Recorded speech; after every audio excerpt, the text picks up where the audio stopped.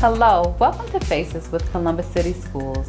The holiday season is here. Family and community traditions are celebrated, grocery stores and retail shelves are empty, and millions of people are glued to their computer with dozens of items in their shopping carts waiting for the extra markdown. Yes, my friend. I call it HoliDaze. The anxiety of what to get sets in, who to invite, what to buy, what can we buy, who's staying where. It can be a cyclone of joy and pain. Did you know, according to the National Alliance on Mental Illness, or NAMI, 64% of people actively struggle with mental illness say that holidays make their conditions worse. That is why we're here. Our goal is to gain insights from mental health experts on how to navigate the holidays and emerge to the new year stronger.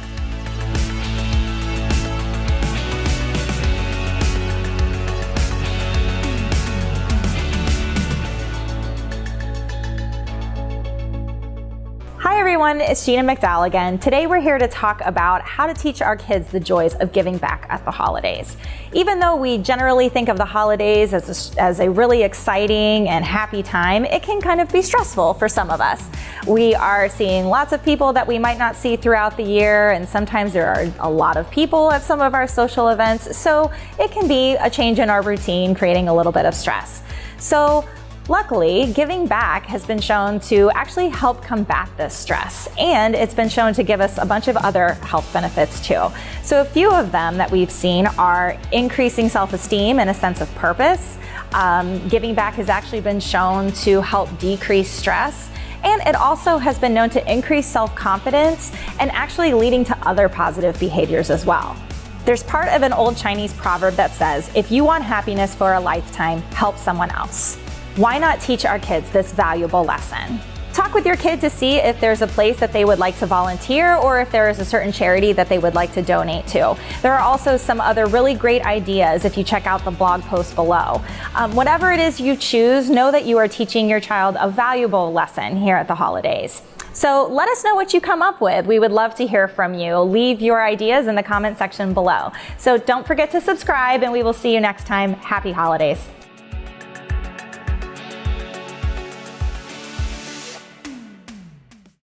Welcome to the Faces Roundtable. Today we have two amazing panelists who are joining us. So we would like to welcome Dr. K, Vice President of Advocacy and Engagement of Adam H. Her career is in behavioral health and human services, providing inpatient psychiatric care to youth and adults. It has a wealth of experience working with persons diagnosed with severe and non-severe mental illness and substance abuse disorders. We also have Pia Fitzgerald, who is a former educator, health and wellness advocate, and the CEO of Wow Factor. She's worked with school districts to promote and advocate for mental, emotional, and the well-being of students and staff alike. Thank you both for being with us. Thank you for having us. And I wish I had my bell, right? You love your bell. I have it. So basically, we have a 360-degree view from our babies to our families of mental health and wellness. According to a recent 2021 NAMI survey, 3 in 5 Americans feel that their mental health is negatively impacted by the holidays. As you know, we are moving into that time. And in today's environment, more people will also be grieving someone or something during this time. So let's go ahead and dive right in. I will ask both of you, how do you define mental health and what does that mean? So I like to define mental health in 2 different ways. So first of all, we all have mental health, because sometimes I hear people say, I don't have a mental health, where in fact you actually do. So mental health, described in 2 ways, is our thoughts or our cognitions, and then the second part of that is our behavior. So what are we doing? So everyone has a mental health if they have thoughts and cognitions and they have behaviors that explain what they are doing. The point to where it comes from a mental health concern to a mental illness concern is when the behaviors or the life experiences of that person is having a significant impact on their ability to live, to laugh, and to love. So that's how I explain mental illness. I'd love to hear your take on it. So I actually really don't even use mental health, even I agree with Dr. K. When I talk about this, I talk about well-being. which is the total person, talking about every aspect of what makes us us. You talked about our behavior, our thoughts, spiritual, our physical, relational, the total well-being. So that's usually what I focus on. So what do you both feel like, why this time? What is it about this time of the year, the holidays? What are those triggers and stressors that bring about such stress? It could be anything, honestly. Everybody's life is completely different. Our family lives are different. The communities that we live in may be different. How we were raised is likely different. The experiences that we had coming up, through elementary school, middle school, high school. For some people, those were great years. I mean, they were involved in sports, maybe they played an instrument, maybe having really good, healthy, close relationships with their families. So for those folks coming into the holiday season, it might be okay. Okay, if they still have those same really deeply rooted connections with their friends at school, their families, maybe even their teacher in the classroom. But on the other side of that, some of those same life experiences could contribute to what's known as trauma. And so when trauma is there, it certainly makes it far more difficult for that person to engage, for them to speak, for them to want to be around other folks. And then there could be some other things, again, from childhood that a child may have experienced with a family member. And so bringing everybody back together in that space can be positive for those who's got really great relationships, but then it could also be not so good of an experience to someone who does not have that established relationship. I'm going to add a little bit to that as well, because you talk about when people are coming back, there's often expectations. And even before that, so there's these narratives that play out as we get ready for the holidays. And, a thought is only a belief that you have, that you keep thinking over and over again, whether it be true or not. But if it's your perception, it's your reality, right? Yeah. So if you're playing this narrative over and over again, whether it be true or not, and then you start to develop these expectations, and maybe you are expecting this time to be better, but you go into the holidays and then the expectation is unmet. And then here we go again. See, oh wow, now I knew it. This was going to just be a horrible time. So I think a lot of it is people might be having some anxiety, or will my expectations be met this time? Will my narrative that it's playing over, they don't say narrative, but it's the story that we tell ourselves, is that going to actually come into fruition? The other part, actually on a practical level, the time is changing, and we often don't honor our circadian rhythms, which is simply our body has an internal clock, and it's getting dark, and yet we want to act like it's still sunny at 7, and we wonder why we're struggling. Well, your body really is changing along with the time, and you're fighting against yourself, and you don't even realize it. We should be doing more resting, and yet we're not, and then we wonder why there's this clash. So from a practical standpoint, we just need to honor that the body clock and the weather and the season. So that brings anxiety as well. And give yourself some grace, right? In that space of the fact that everything is changing.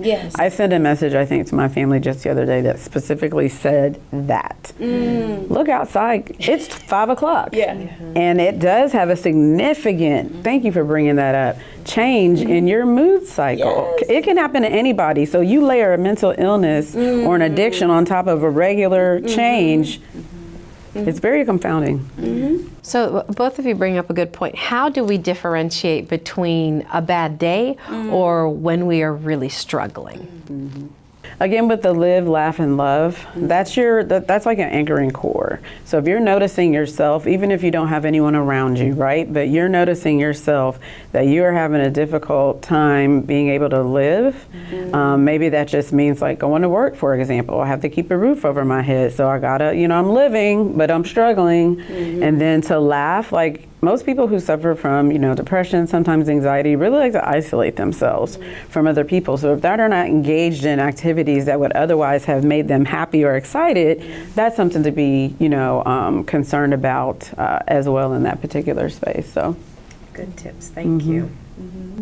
So I heard you kind of touch on a couple of these things that we're going to move into, but it's really, really important to lift them up in this space so that we really call them out. We have to name some things. And so when we're thinking about those physical signs of being depressed or having anxiety, what are some things for us to really start to think about if we are experiencing maybe for the first time and or we've been experiencing, we don't know what they are, or to watch out for our family? Google is a great place to start if you are looking to understand more about the signs and symptoms of truly any mental illness. From a diagnostic perspective, connecting with a youth or their adult or their family, some things that I would want to know regarding depression is how they're moving about their day. If not, are they isolating themselves? Are they tearful? Are they stoic? Kind of flat in their expression? Are they just kind of moving through the day? Not much communication with anyone at all, like no text, no anything. At work, their behavior is going to spill over. There's a personal and there's a professional, but when it comes to mental illness, things spill over into the professional. So even educating, organizations, companies, and things like that on how to recognize signs and symptoms of depression are really key to be able to support them where they are. As far as anxiety goes, and I've shared that I suffer from an anxiety disorder, that anxiety is really just a compilation of unrealistic fears that exist. So you basically spend your whole day going, what if this, what if that, did I do this, did I do that, is somebody mad at me, did that happen over here? Your brain is always going in that perspective. From a physical perspective, including that, because we talked about cognitions then equal behavior, is that behaviorally you might start to feel weird in your body. You might start having sweats, you might start having clammy hands, you might feel like your heart is racing. That would be leaning more toward of a panic attack, but it's possible to feel like that. And if it's not a panic, it still could be everyday ongoing living with anxiety, but then going to counseling like I do to work on that. And there's nothing wrong with that. So I'm gonna start with the seasonal affective disorder. That's what we were talking about with this changing of the thing. So for me, I remember one year I didn't realize what that was, but I was crying but I had no reason to be sad. My life was amazing, but I was crying and I didn't have enough energy, but it was around this time of the year. And I got so bad that one day I had to, this is when I was teaching, so this was several years ago, but I had to have my principal come down and take over my class. I was like, I don't know what's wrong. And that particular year, my doctor wrote me off for the rest of the school year, but it came back again, and that's when I was like, wait a minute. Then I looked up, Google was like, hold on, what's going on? And then that's when we recognized that it was seasonal, okay? So the energy and just feeling some kind of way when this doesn't even match up with there's no evidence of why I should be sad. And yet I'm struggling, so I would say that. And another personal example, not even having to do with seasonal, when you do, so my spouse, who is a therapist, and this is critical to know, because he's taking in other people's stuff over and all day, but he was not taking care of himself. He was also a caregiver for me who was sick, and my mother who had dementia. Caregiver for both of us and taking in everybody's stuff, but was not taking care of himself, his mental health. That's what I mean by himself. He snapped. And so a person who you're used to cracking jokes, always laughing, it was hard for him to smile, which was so unlike him. He couldn't, it was too much. He broke. So when you're noticing different personality changes, people who would love to laugh, normally laugh, they struggle to even laugh. Those are signs, But I wanted to highlight the fact of not getting the help because he's taking care of everyone else. It was too much. You can only hold so much. Compassion fatigue. Yes. Oh, that's great. Yes. That's literally the definition of compassion fatigue. And he, broke. So, I mean, he's better today, but it was rough. What amazing conversation we're having and personal experiences, because we often don't know if we're experiencing these things. But I started to notice even in myself as the season started to change. And so it's important that you lifted up that you may have an amazing life in people may think that you have things that are going well, but you internally sometimes can be suffering. And so it's important to lift that and to really pay attention. And then I love that you talked about compassion fatigue, because that is a real thing. And we can spend so much time exerting energy for everyone else that we, like you said, are not taking care of ourselves. So thank you. And he's an expert in the field. Absolutely, that's the key. The key to what you said was that he was taking it all in. And that is the definition of compassion fatigue. When you absorb all the world around you, your clients' lives, and you find it hard to like operate on a daily basis because you're so weighted by your entire caseload. At that sense, but still trying to provide, quality services to those who need them. The helpers still need help. That's right. That's right. It. Yep. Yes, yes. So we're talking about adults and those physical signs and symptoms. I want to pivot just a little to thinking about our teens and children and what signs they sometimes show that could be exhibited in our classrooms or at home that we just may not know, right? We talk about root cause or why certain things are happening. We don't always know what the root cause is. So what are some signs that children or teens may exhibit when they're struggling? So I would say, if I can think back on, recent years where I've seen young adults, so coming literally right out of that teen or high school space, and things that have been noticed by their family, because that's who's reaching out, is a lot of that isolation. And I mean isolation for weeks, right? So that is clearly a sign. Another thing regarding youth, their families, it's hard to separate. I always say youth are connected to adults. So when I talk about youth, it's hard for me to not consider the fact that they are connected to an adult that's responsible for their overall health and healing at that particular point. But I think that noticing those things like isolation, again, if they don't want to do something that they normally, like field hockey, oh my gosh, this is so fun, like I'm the captain of the team, and then all of a sudden I stop. I don't want to do that anymore. Are there any signs of bullying, that may be happening at the school? How and why is the child being isolated? Are they only doing that at home, but at school they're having a great time? So many of these behaviors can speak to so many things, but we don't want to assume, but they should be, at the very least, recognized. But I would say, honestly, the isolation piece is completely drawn back and not engaging in anything, especially if it's something that, man, that's brought you joy, that they're no longer doing that. We don't know why. Was there a fight on the schoolyard? Were you being bullied? Do you feel like you're not getting enough from school? Parents and adults have to be able to have those sensitive conversations with the youth and their family, just so that they can be supportive. And then if something happens, they have the support of their family member to reach out to, their trusted adult, like a coach or a teacher, when they start to not feel so well. And I'll give a similar example. A colleague of mine is a school teacher in a completely different space here in Ohio, but she decided to go out to lunch with the kids. They were like second graders, because she didn't do lunch duty, and they said, hey, you didn't do lunch duty, you have to come out for us. So she goes out for them, she stands and she's watching how play is happening, and a 2-year-old comes up to her and says, can you go talk to my friend over there? She looks like she's struggling emotionally. I think she needs support. Wow. Our youth are brilliant. That's true. Yeah. They're being exposed to language, emotional regulation skills that we were not taught.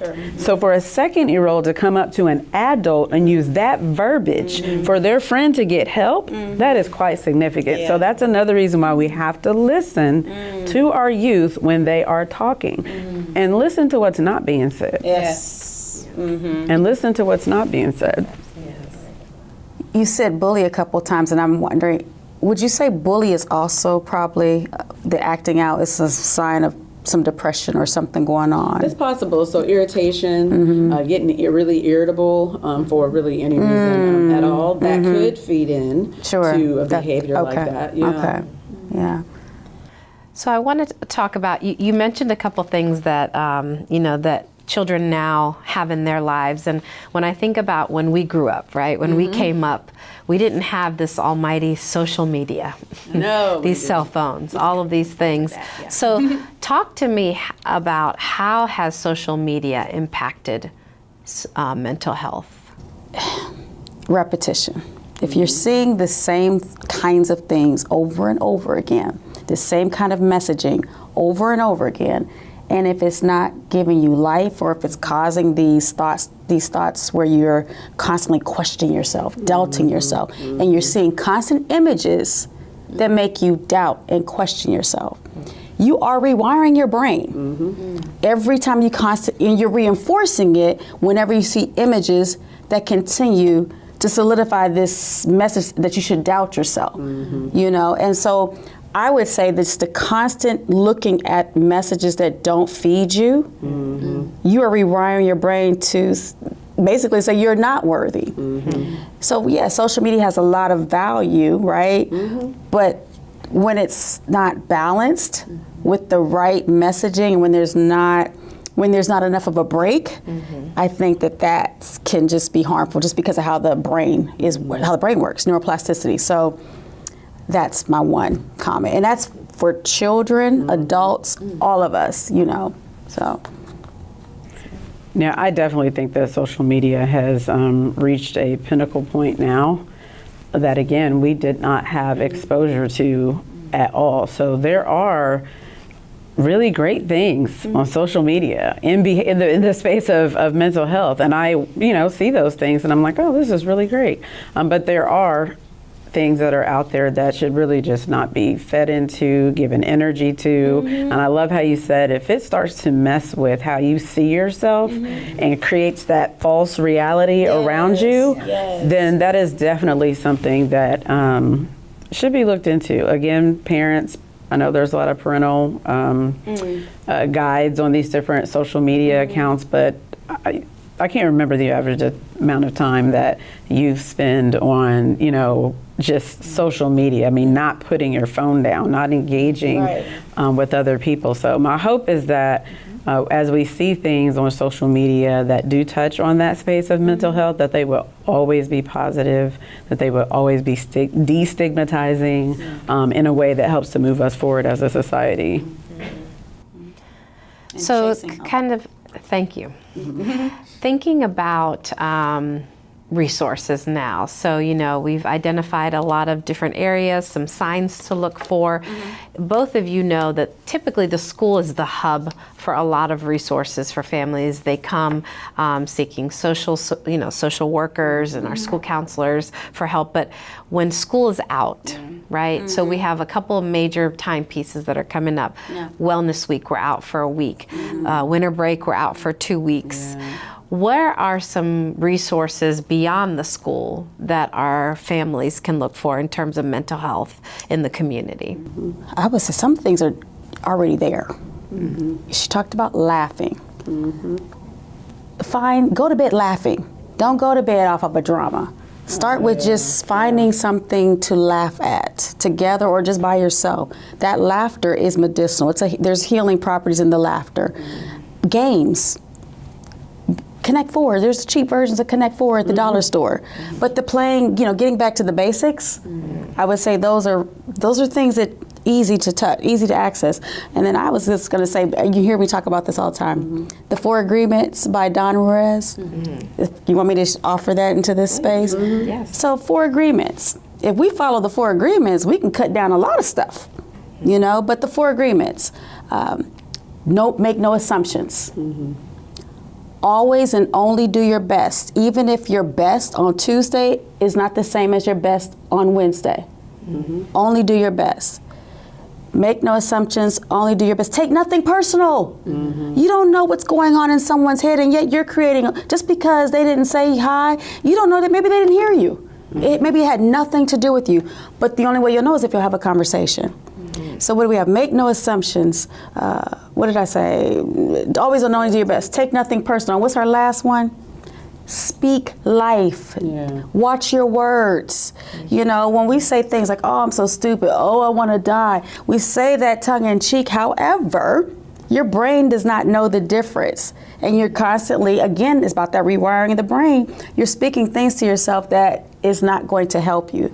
So when I think about resources, I think it's about, let's start with what we have access to just easy right away. Because sometimes if we got to go out, that makes it even worse. Oh, am I going to get to this? But we have it. Everything we need really is right here and right there. Fully accessible. You don't Fully need accessible. a physical building or space for that, yes. That would be my tips, because that's easy. Yeah. That is easy. I know when I connect with clients and there may be something deeper happening there and we're trying to make a plan for something, I always ask them specifically, what part of this plan can you exercise all by yourself? You do not have to wait for your mom to come home in order to do it or see your friend at school. You're not dependent on anybody but yourself in that space. As far as resources go, most of you may know that the Adam H. Board of Franklin County does offer behavioral health services, community behavioral health services across the entire county. And inside of that, we do offer school-based prevention activities across all 16 public school districts that are in Franklin County. So we have a handful of our network providers that are scheduled to be in those districts on a regular basis doing curriculum that promotes, emotional health. So it could be self-emotional regulation, it could be anti-vaping, it could be anti-bullying, be kind, suicide prevention, anti-tobacco use, so on and so forth. And so that's definitely a resource, because prevention resources are not just for the children or for the folks that they engage with at school. It's also for the family, because we want to delay the onset of a child having a mental illness or addiction. And so by involving our children in those youth experiences at their school, that school-based prevention, absolutely wonderful. Two other things that we have are our website. If you go to Adam H's website and click on resources and just drag down, there'll be a link there for school services. And so parents and families can go there and see all of the services that we offer, and it even goes granular into each specific district, the types of curriculum that happen in that building on a regular basis. So then we have our provider directories that are newer, that just came out, so I can definitely make sure that you all have some of those. And it has a list of all of our 30 plus network providers who do provide community services at a direct level. Awesome. Thank you. That is fantastic. And so I will ask one final question as we wrap up. So how can we, or final words, how can we reduce the stigma around mental illness and encourage open conversation? Well, we already started it. Yes. And I didn't add mine. I proudly go to a therapist. She is right there if I need to call and set something up. It's nothing, we're okay with talking about going to the doctor, to the dentist. It's no different. Your brain is in your body. You need that. So just talking about it, it's okay. And I do take an antidepressant. And that's why I'm able to sit here and have fun with you all. Yes, and that's why I'm able to do my job well. Because it's okay, you talk about your Tylenol and your Advil, it's the same thing. So I think that's one way is let's remove the shame, and that starts with you. Shame is the lowest emotion. You can't do so much. When you're under a cloud of shame, you can only go so far. So let's just start with you. Stop judging. How about that one? So there it is. That's mine. Let's tackle youth mental health together. Life brings challenges on and off the field. To help kids be resilient, Adam H. partners with local mental health agencies to provide prevention services in Franklin County school districts. With a focus on school-based support, we are giving students the tools they need to overcome obstacles and live their best lives. Learn more about services available in your district at adamhfranklin.org/schools. Thank you for tuning into Faces, the show that gives you access to all points Columbus and Columbus City schools. From our district departments to our community partners, we are bringing our families and community together for a conversation to discover what connects us all, the joy of learning. Remember, be courageous. Be yourself. Be the light you wish to see.